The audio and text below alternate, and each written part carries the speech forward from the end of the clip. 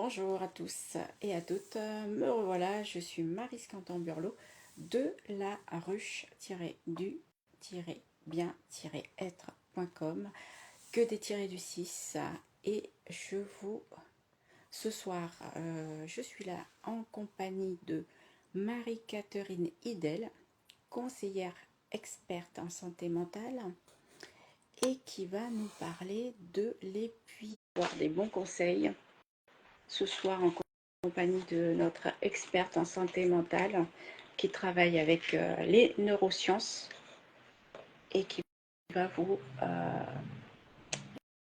aider à comprendre comment elle peut vous aider au travers de sa discipline euh, pour vous accompagner à mieux gérer vos émotions.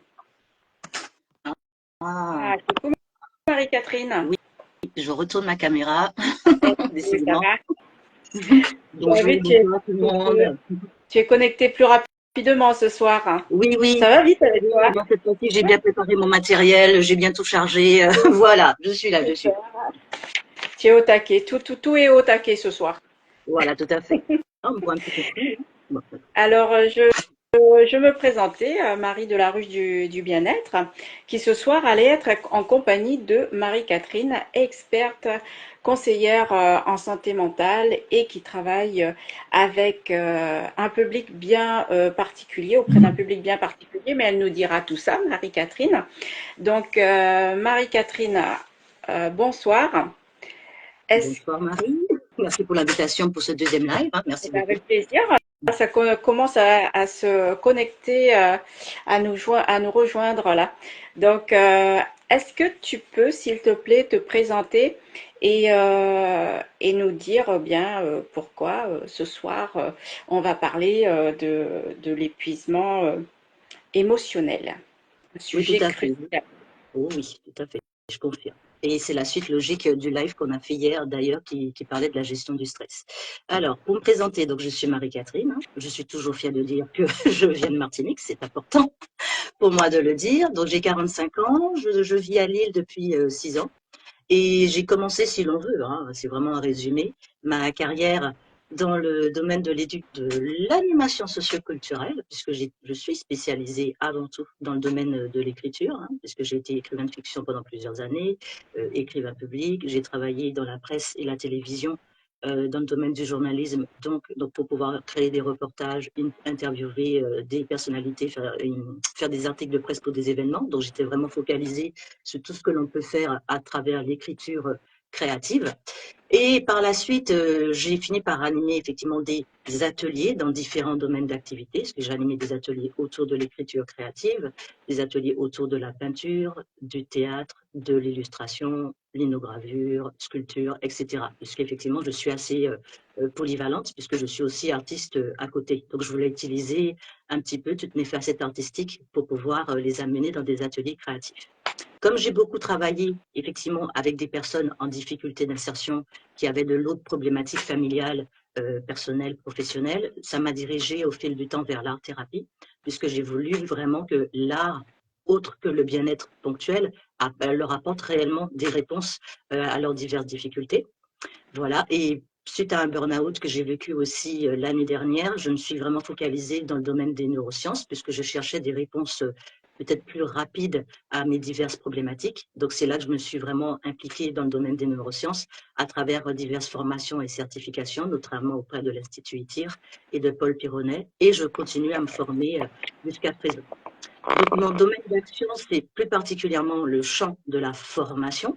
Voilà, puisque je propose des formations hybrides, hein, des formations donc en présentiel. Je propose des ateliers et des séjours autour de la thématique du développement personnel, bien-être, santé mentale, et aussi des formations en e-learning, donc en visio, où je propose des formations thématiques, vraiment pour les femmes qui ont connu un parcours difficile, des événements traumatiques et qui se sentent effectivement bloquées pour avancer dans leur vie, dans leur quotidien, par rapport à ces chaînes qu'elles ont à leurs pieds. Donc voilà un petit peu le résumé de ce que je peux faire pour me présenter. Si jamais vous avez des questions à ce sujet, vous pouvez me les poser aussi à la fin du live. Posez vos questions, comme dit Marie-Catherine, et je les lui retournerai à la fin du live. Marie-Catherine, qu'est-ce que l'épuisement émotionnel et quelles sont ses causes? Quelles sont les causes de l'épuisement émotionnel, s'il te plaît? Alors, on avait commencé à en parler sur le live d'hier. Donc, je vous incite à ne pas hésiter à revoir, à voir le replay, puisqu'on parlait de la gestion du stress au précédent live. Et en fait, l'épuisement émotionnel, c'est ce qui vient juste après. Lorsqu'on a traversé une longue période de stress, ou peut-être qu'importe la durée, en tout cas un stress périodique, et ça, j'en parlais dans le live d'hier soir. Effectivement, si on n'a pas su apporter des solutions à ce moment-là où on n'a pas pu, à ce moment-là, notre situation mentale va se dégrader puisqu'on reste coincé dans cette situation de stress qui va nous amener vers l'instabilité émotionnelle. Ça, j'en parlerai dans le live de la semaine prochaine parce que c'est une partie qui est très particulière. Puis, on va malheureusement dériver vers l'épuisement émotionnel. Donc là, on passe un cap. Là, c'est le corps et le mental qui commencent à dire, oh là, attention, attention, là, concrètement, on n'y arrive plus. Donc là, c'est comme si on était dans une espèce de surcharge mentale. Le corps, l'esprit envoient des signaux pour nous indiquer qu'on commence à avoir la batterie à plat, qu'on commence à être vidé, qu'on commence à être à bout d'énergie parce qu'on est dans un trop plein. Donc, soit effectivement parce qu'on a subi une pression, voilà, qu'on a accumulé trop longtemps, qu'on est dans une surcharge peut-être environnementale, personnelle, familiale, ou ça peut être une surcharge d'informations aussi. Ça, j'en parlerai un petit peu plus en détail par la suite. Mais c'est vrai que les causes peuvent être très fréquentes. C'est difficile de donner une liste très précise, que ça peut venir de beaucoup de choses. Toutefois, je peux quand même donner quelques exemples. Donc, effectivement, je pense que le plus connu, c'est la surcharge au travail, la surcharge de vie de famille aussi. Mais il n'y a pas que ça. Il peut y avoir aussi cet épuisement qui peut arriver lorsqu'on est atteint de perfectionnisme, ce qui est mon cas. Je sais très bien ce que ça peut donner. Effectivement, donc quand on est très exigeant avec soi-même, qu'on a l'impression de ne jamais en faire assez, ben on se surcharge constamment d'activités pour prouver qu'on est capable. Et là, on atteint très rapidement l'épuisement émotionnel parce qu'on est dans un trop-plein. Ça peut aussi être le manque de reconnaissance. Voilà, on veut vraiment prouver qu'on est à sa place, qu'on mérite, et donc on en fait des tonnes. Et au bout d'un moment, on n'y arrive plus. Donc, on peut se mettre dans cette situation d'épuisement aussi. Mais ça peut aussi être l'incapacité à poser des limites. Voilà, lorsqu'on ne sait pas dire non aux autres, on ne sait pas stopper les choses qu'on n'accepte plus, on se retrouve très vite épuisé par les situations, par les gens aussi. Et je parlais tout à l'heure de la surcharge d'informations. Ça peut emmener aussi un stress émotionnel. Je vais rentrer dans les détails plus tard. Mais je vais vous donner un exemple très concret et je pense que la nouvelle génération est très, très ancrée là-dedans. C'est quand on regarde par exemple un film et que pendant qu'on regarde le film, on est sur son téléphone en train de scroller, on chatte, on regarde ses mails, on fait la vaisselle et en fait le cerveau n'est pas conçu pour qu'on fasse autant en même temps parce que finalement il peut se concentrer sur rien, on l'accable d'informations dans tous les sens et ça aussi, ça peut entraîner très vite un épuisement émotionnel et ça j'en parlerai un petit peu plus en détail par la suite. Donc globalement, il y a comme ça des différents facteurs au niveau du stress, de l'environnement et de ceux qui nous entourent aussi, qui peuvent nous conduire très rapidement à l'épuisement émotionnel.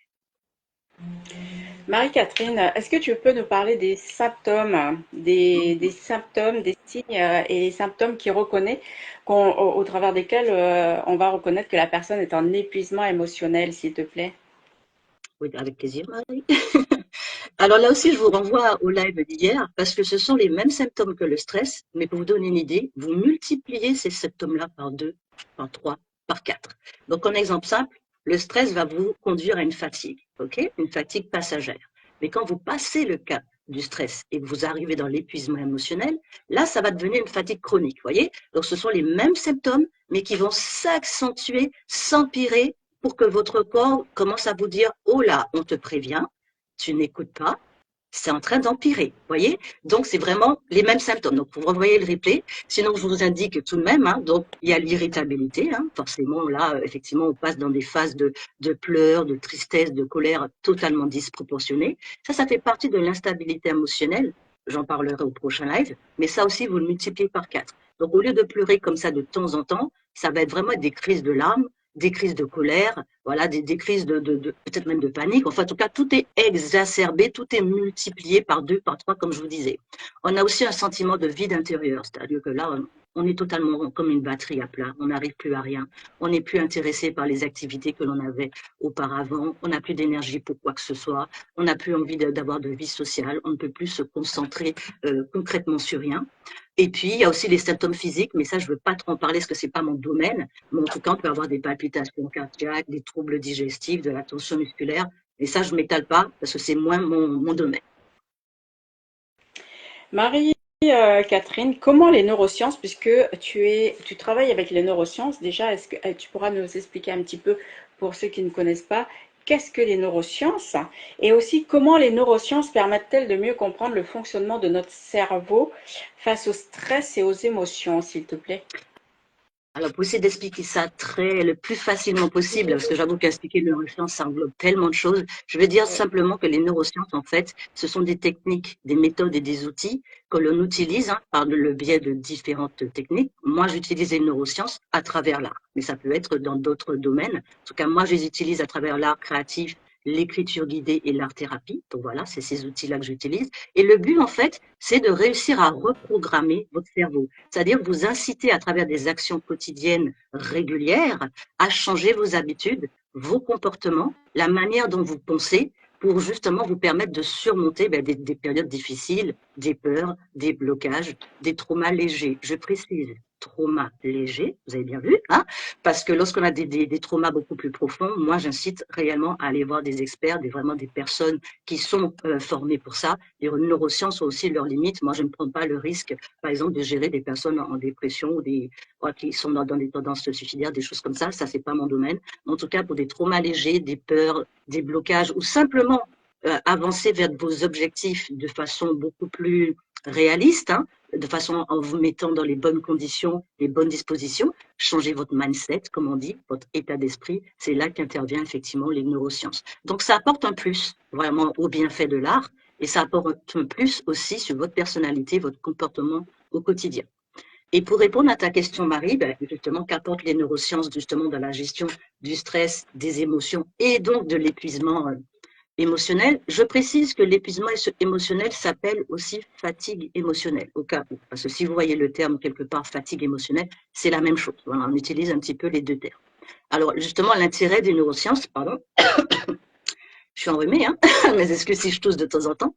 Donc, l'intérêt des neurosciences, justement, c'est de nous permettre de comprendre ce qui se passe dans notre cerveau, dans notre mental, c'est-à-dire dans nos émotions, dans notre esprit. Lorsqu'on arrive un petit peu à cerner comment ça se passe, on est plus apte justement à y apporter des solutions, à amener les actions qui peuvent contrer un petit peu tout ça et nous permettre, entre guillemets, hein, de nous rétablir, je dis bien entre guillemets, de nous rétablir le plus rapidement possible. Donc, pour faire un rapide explicatif, hein, je reprends un petit peu ce qu'avait dit, je bois un petit peu pour ne pas tousser toutes les 3 secondes. Merci. Alors, je reprends un petit peu ce qu'avait dit Isabelle hier. Hein. Vous savez que lorsqu'on est en période de stress, le cerveau, il réagit. Donc, effectivement, il va dérégler totalement tout ce qui est le système hormonal dans notre tête. Hein, donc, la dopamine, le cortisol vont être totalement déréglés. Et ce sont ces éléments-là qui vont nous emmener à l'épuisement émotionnel. Et c'est justement là l'intérêt des neurosciences, parce que ça va nous envoyer des signaux très clairs.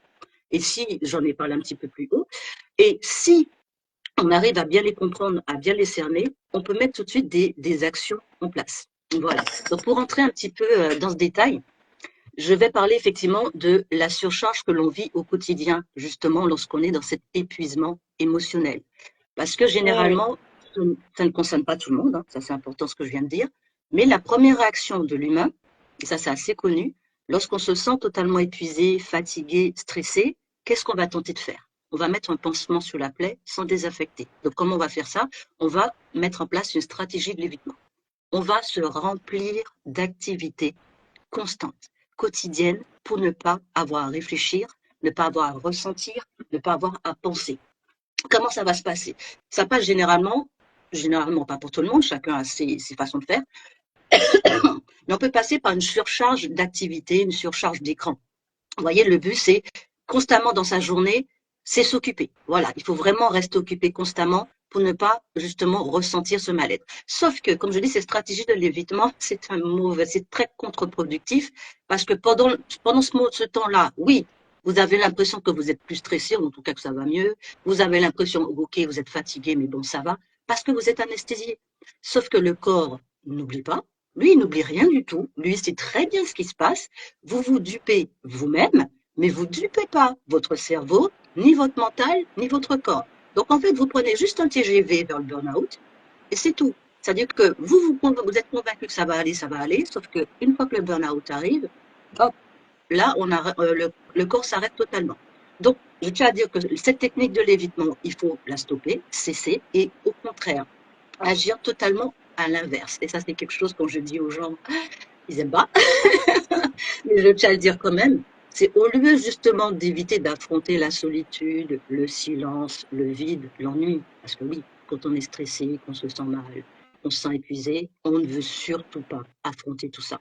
Et on ne veut pas être dans le vide, dans l'ennui, parce qu'à partir du moment où on s'ennuie et qu'on commence à réfléchir, on réfléchit à ses problèmes. Et les gens veulent éviter ça. Mais au contraire, il faut pouvoir apprivoiser cette partie de soi, apprendre à lâcher prise, à ne rien faire.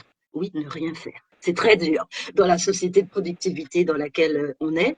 Mais voilà, apprendre à se balader, à lire un livre, à se poser au sol, regarder le ciel. Pourquoi je dis que c'est important? Parce qu'en fait, ça met un blocage, enfin, ça met un blocage. Ça appuie sur pause. Voilà, ça permet réellement de se recentrer sur soi, de prendre le temps pour soi et de comprendre ce qui se passe en soi et surtout de comprendre les causes. Et justement, tout ce qui est art créatif, art thérapie et neurosciences peuvent donner des techniques, je vais y venir, pour vous permettre de lâcher prise, de faire un bilan avec vous-même, d'apprendre à faire pause surtout, et surtout d'apprendre à affronter la solitude, le vide, l'ennui que on passe son temps à éviter cela constamment. Euh, je ne crois pas que j'ai dit ça. Oui, je vais Oui, rentrer dans les... dis-moi. C'est un peu plus tard. Oui, dis-moi. Pour mieux gérer cet épuisement émotionnel, quelles solutions naturelles et pratiques nous proposes-tu pour surmonter cet état? Alors, comme je disais, j'avais commencé effectivement à entamer des petites pistes.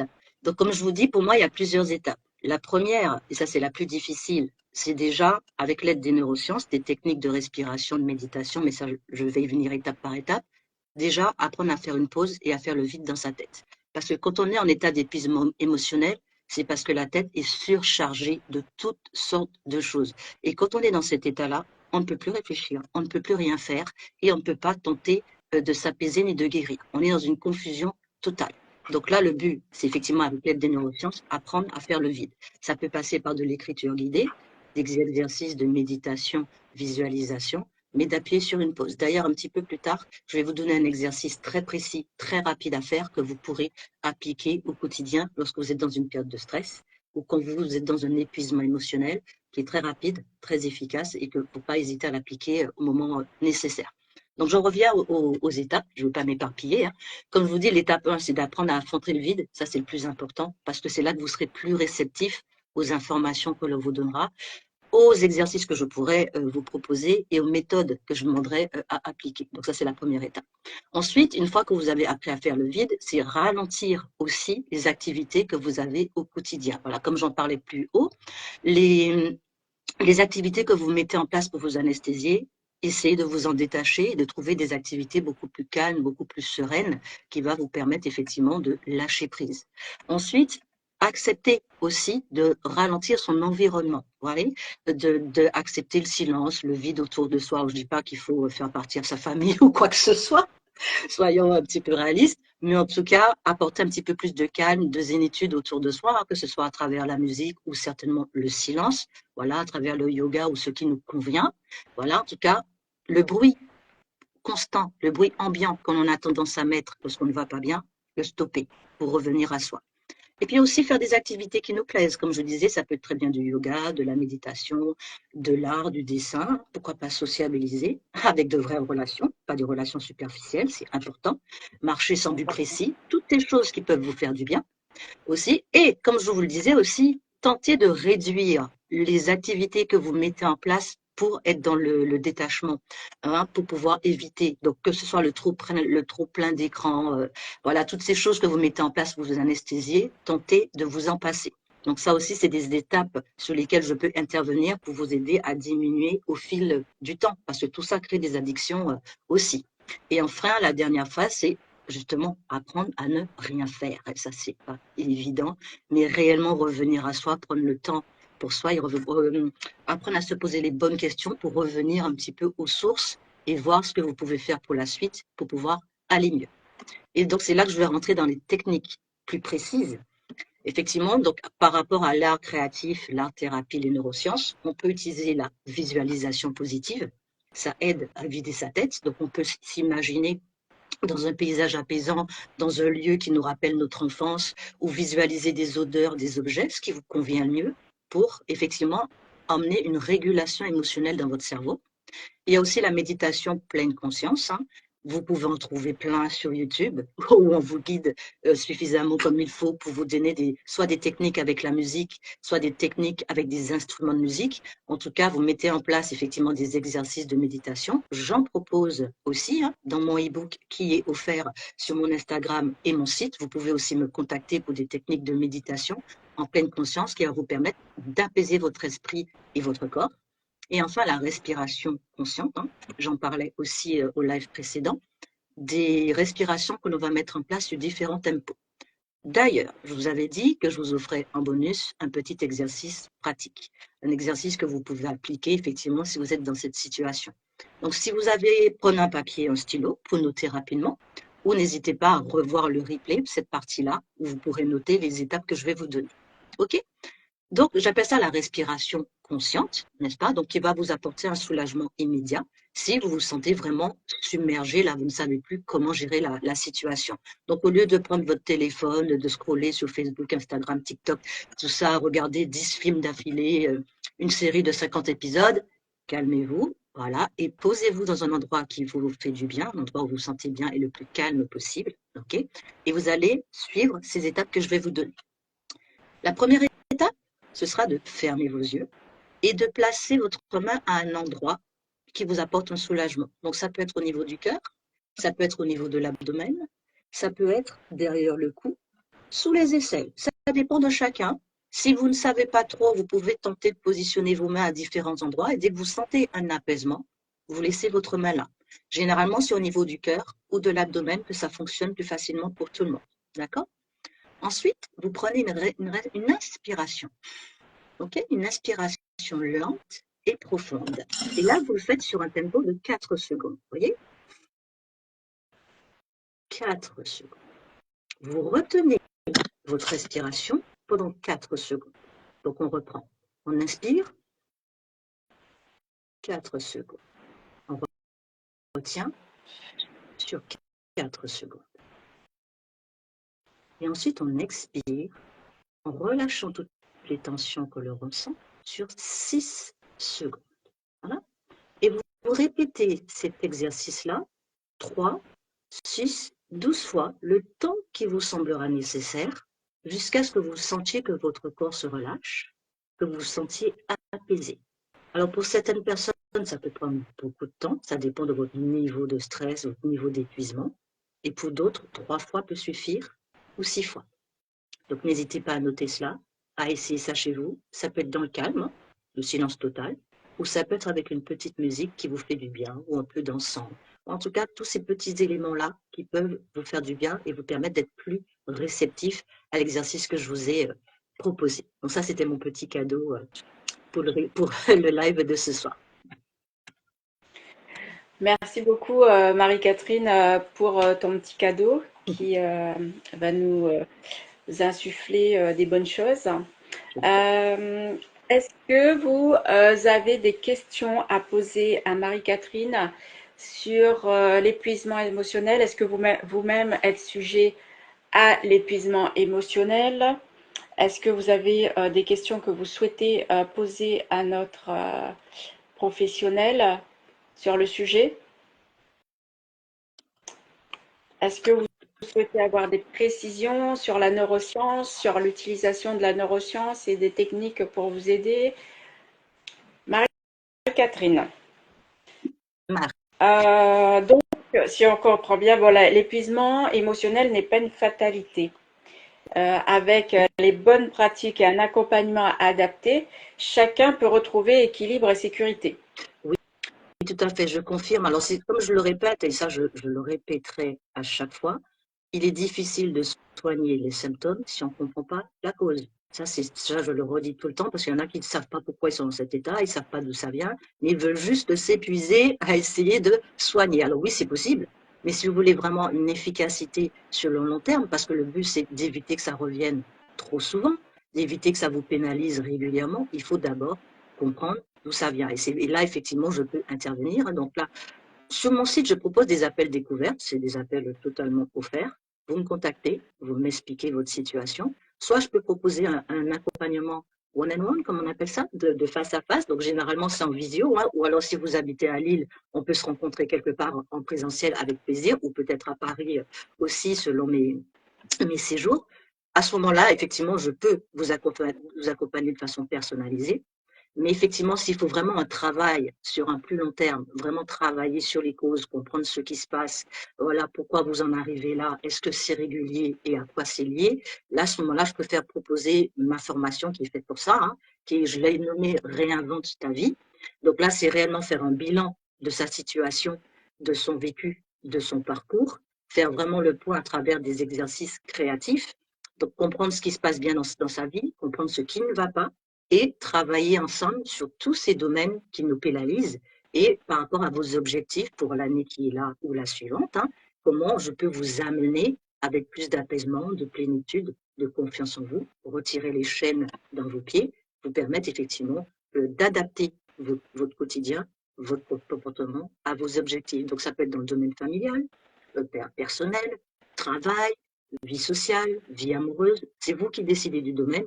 La technique reste à peu près la même selon le domaine et je vous accompagne au fil du temps. Je vous accompagne pendant un an, hein. Oui, un an, ça peut sembler long, mais ça, pourquoi je dis un an? C'est pour vous éviter des rechutes, pour vous éviter des peurs, des doutes, parce qu'on va être honnête, le chemin peut être très chaotique. Donc, c'est une formation qui dure sur 6 semaines, que vous pouvez faire en totale autonomie. Mais moi, je reste là, je vous accompagne pendant un an. Comme ça, à chaque fois que vous rencontrez des difficultés, j'interviens. Et comme je le disais aussi lors du précédent live, je vous propose des ateliers en visio, donc des ateliers thématiques, donc que je décide, hein, avec ceux qui suivent ma formation, quelles sont les problématiques qu'elles rencontrent, et à travers mes ateliers en visio et mes accompagnements collectifs, j'apporte aussi des réponses en complément. Donc là-dessus, n'hésitez pas à vous rendre sur mon site internet et mon site Instagram, qui est MCI-8 formatrice. Voilà. Tu viens de me donner une idée, Marie-Catherine. Il faudrait qu'on mette en place des ateliers découvertes, justement. C'est-à-dire aux côtés de praticiennes en psycho ou toi et d'autres, créer des ateliers découvertes et pour amener les gens comment dire, à se familiariser, puisque c'est l'objectif de la ruche du bien-être, avec vos techniques de soins. Donc, on va mettre ça en place à partir de la semaine prochaine, même, hein, puisque là, la semaine, on va regarder tout ça, puis on va vous continuer à nous suivre sur nos événements sur Instagram, ruche-du 8 du bien-être, et Facebook aussi, ruche-du-bien-être.com avec que des tirés du 6. Et nous allons mettre en place sur LinkedIn aussi des ateliers découvertes. Et nous allons nos professionnels vont vous aider vont vous faire comprendre comment elles peuvent vous accompagner dans le cas de gestion de vos émotions, de stress, d'épuisement émotionnel, etc., etc. Qu'en penses-tu, Marie-Catherine? Moi, je suis Hein, ça me fait pas mal. 100%. Et j'aime Hein? beaucoup le fait que l'on soit un réseau, voilà, qu'on soit en partenariat comme ça, parce que ça me permet de découvrir de nouvelles techniques, des spécialistes, des experts. Et là, franchement, c'est parfait. Donc moi, je te suis les yeux fermés, avec plaisir. On va mettre en place des ateliers découvertes. Ça me semble pas mal, ça, justement pour se familiariser le public avec vous. Ben, je vous dis à très vite pour des ateliers découvertes avec nos professionnels et on retrouve Marie-Catherine très vite.